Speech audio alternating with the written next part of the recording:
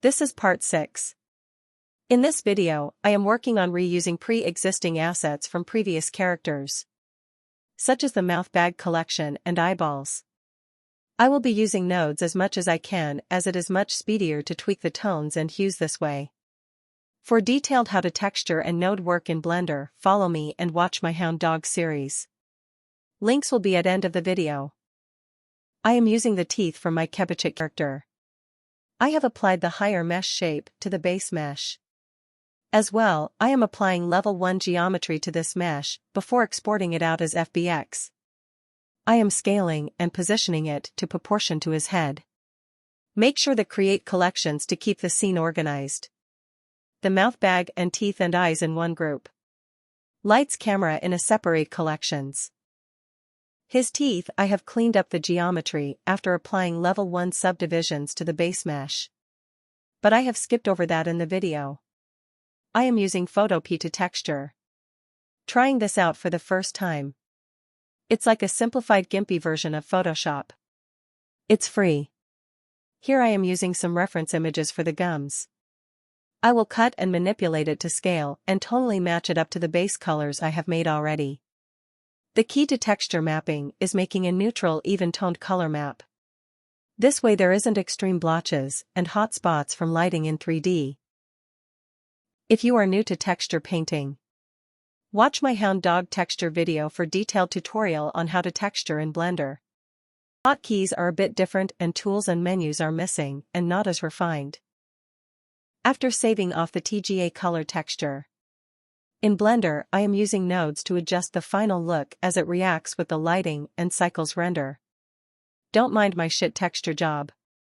I wanted to get the tone and look correct before I complete it. The eyes I have pillaged from the Egyptian goddess. All I did differently is change the iris to golden and did some minor painting alterations.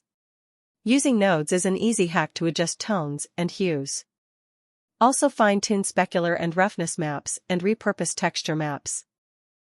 The intensity of color and contrast of the eyeball maps are tweaked with these added nodes. The UV is scaled to fit the texture map. The black pupils I have traced it with polygons so they are physically adjustable. This way blend shapes or even a rig could be made for it. Let's check out his teeth with cycles and tweak the shader settings. Christensen Burley looks the best for his fangs. His tongue could use some tweaking in the specular map by the looks. But I don't care right now. The normal maps are holding really well even after the latest geometry changes. The teeth mesh I have reduced poly and added some gaps for the canine teeth. The incisors I have tweaked them slightly so it's asymmetrical to give it a natural feel. With the mouth bag there is more shadows now to give it a more authentic lighting. I grow weary of this model. Perhaps a pause after finishing the texture work on him. What should be my next project? I would be delighted to hear some suggestions. For detailed tutorial, watch my Hound Dog normal map video. Here I have baked out the horn normal map. The baked combined map is being used as a color map. The ambient map for specular and bump. I am experimenting with the nodes so I don't have to tweak or paint maps from scratch. I think I will quickly block in the maps this way with nodes. Also, I will do that with the face. At the very end I will go in and paint and refine the details in the texture maps in Blender or Photopea. I am using a curve node to reduce the highlights in the baked texture map.